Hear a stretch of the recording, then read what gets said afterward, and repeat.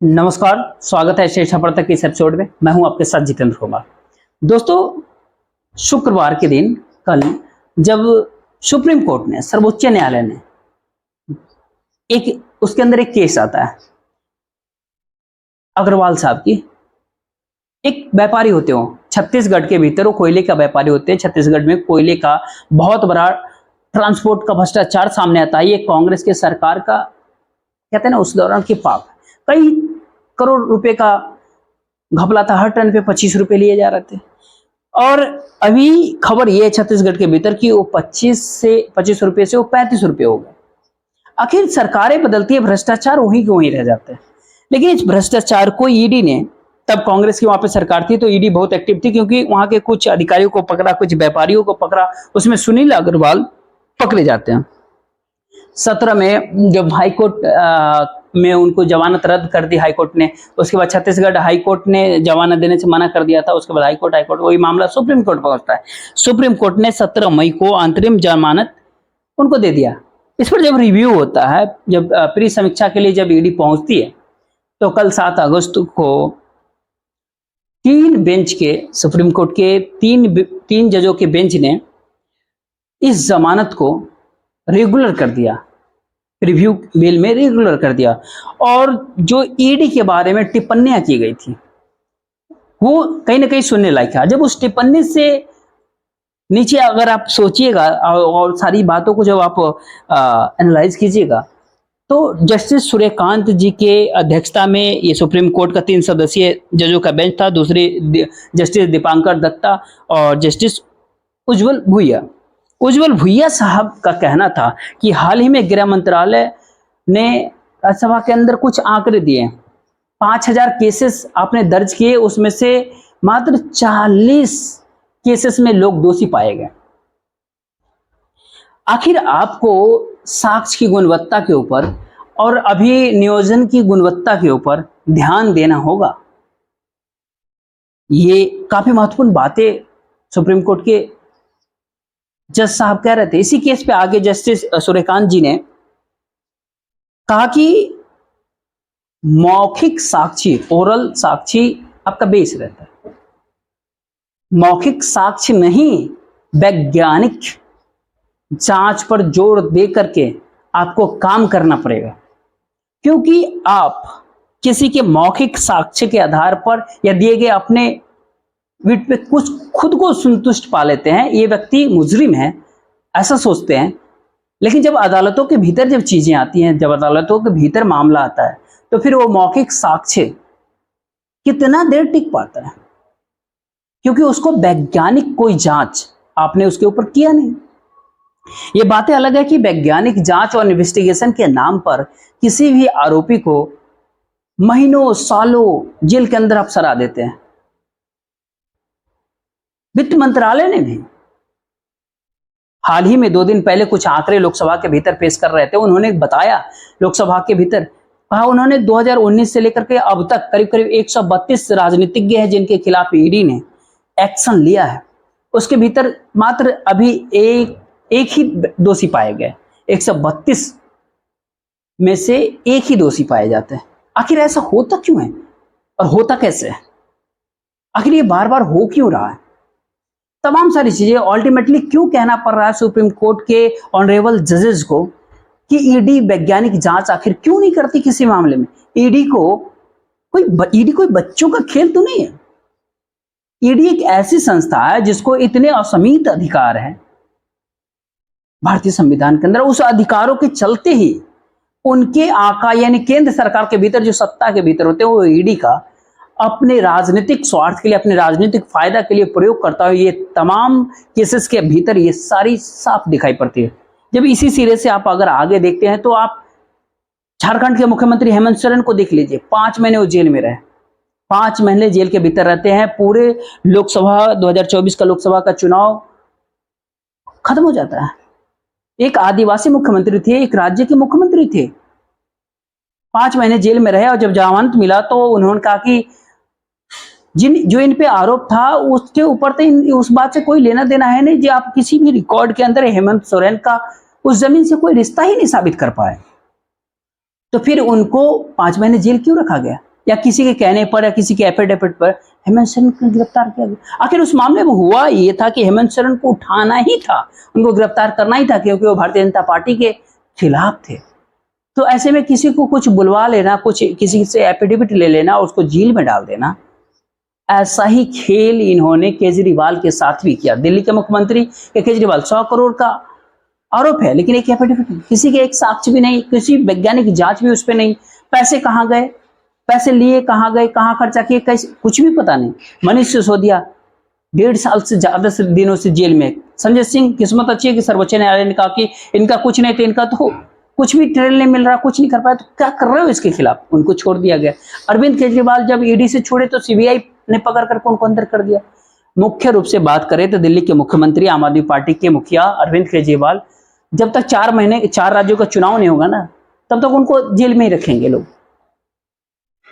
India गठबंधन, तमाम सारी चीजें, महाराष्ट्र का सबसे बड़ा उदाहरण, अगर ताजा उदाहरण देखिए, महाराष्ट्र जैसे बड़ा राज्य, यहाँ पे 48 लोकसभा की सीटें आती है।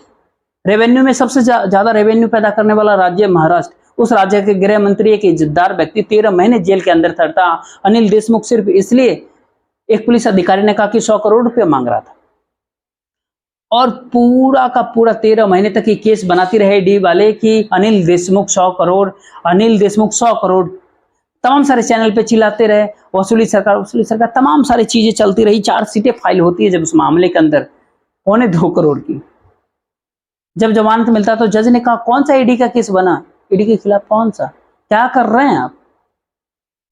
तो इस तरह के मामले उस कमिश्नर साहब ने पूछा, कोर्ट जब कमिश्नर साहब से पूछा कि आपने क्या कहा, उन्होंने कहा ये जो मैंने लोगों की बातें सुनी थी, सुनी सुनाई बातों पे मैंने कहा था कि ये 100 करोड़ का डिमांड मांग। मतलब एक पुलिस कमिश्नर, आईपीएस अधिकारी, और मुंबई का पुलिस कमिश्नर, आईजी रैंक के लोग, एडीजी रैंक का वो पद होता है, इतना एक्सपीरियंस्ड अधिकारी अगर किसी मंत्री के ऊपर, केवल उनके ऊपर सुनने के ऊपर आरोप लगाते तो उस आरोप को ईडी सीरियसली ले लेती है। तो इसके मायने सिर्फ ये होते हैं कि वो उनको अनिल देशमुख को अंदर डाल देते हैं। अनिल देशमुख को तो उनको अंदर डालना ही था, क्योंकि अनिल देशमुख से एक एफिडेविट चाहिए था शरद पवार, अजित पवार, उद्धव ठाकरे, आदित्य ठाकरे को जेल में डालने के लिए। जो एफिडेविट और मौखिक साक्ष्य देने के लिए आधार के दूसरा एफिडेविट आता है, जिसके भीतर उद्धव ठाकरे और आदित्य ठाकरे को भी अंदर कर दिया जाए। एक परब है एमएलए, उनको भी अंदर करना था, वो मना कर दो, तुम अंदर। अब इस तरह के पूरे मामले, जब इस तरह के मामले पीक पे होते हैं, अभी जेल के भीतर एक जिसने हत्या किया है, जिसने अंबानी जी के घर के सामने विस्फोटक पदार्थ रखे और जिसकी गाड़ी थी उसकी हत्या हो जाती है, वो सब इंस्पेक्टर जो जेल में अब तक पड़े हुए हैं, सड़ रहा है कहीं ना कहीं, वो वहां से एक लेटर लिखता है, एक पत्र लिखता है कि अनिल देशमुख का कोई कर्मचारी मुझसे पैसा लेता है, फिर से एक्टिव हो जाए, क्योंकि फिर से एक लेटर मिला है। ये एजेंसी वैज्ञानिक जांच करना, तथ्यात्मक जांच करना भूल गया, क्योंकि ये सीबीआई, ये एजेंसी ने, कहते हैं ना, दिमाग ही चलाना भूल गया। ये केवल ऊपर से दिए हुए आदेशों का पालन करते हैं। आदेश जैसा आता है कि उसको धर लो तो धर लेते हैं, उसको पकड़ लो तो उसको पकड़ लो, उसको जेल में डाल दो तो डाल देते हैं। ईडी के भीतर बैठे हुए अधिकारी कहीं ना कहीं वो अपना दिमाग का इस्तेमाल नहीं कर रहा, और महाराष्ट्र की राजनीति में इतना बड़ा बदलाव नहीं होता। कभी कभी ईडी के नोटिस इतने अच्छे भी होते, शरद पवार के लिए ईडी के नोटिस अच्छे हो गए, जिन्होंने फिर से एक जनाधार का सिंपैथी हासिल कर लिया, महाराष्ट्र के राजनीति का दृश्य बदल दिया।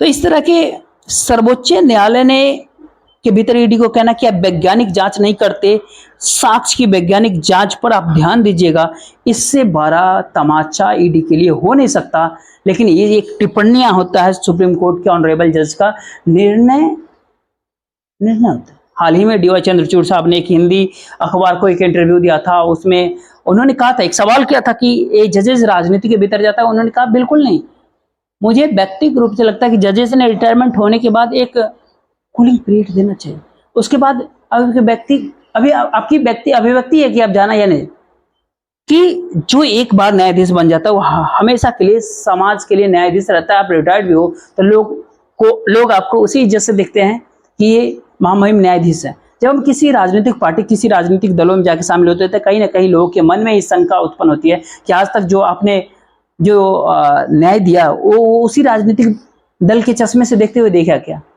ये एक अलग तरह का ही मामला था। डीवाई चंद्रचूड़ साहब ने एक बात और कहा कि केवल न्याय होना नहीं चाहिए, न्याय दिखना भी चाहिए कि आखिर न्याय हुए कि नहीं हुए। अब धनंजय चंद्रचूड़ जो है वो अपने पूरे होशो हवास में, पूरे आदर सम्मान के साथ,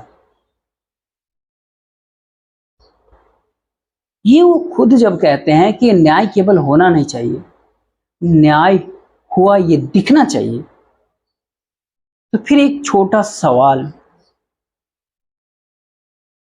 कि आप सुप्रीम कोर्ट के जो मुख्य न्यायाधीश जो इलेक्टोरल बॉन्ड का मामला का जो उजागर किए, उस देश का सबसे बड़ा भ्रष्टाचार को उजागर कर दिया।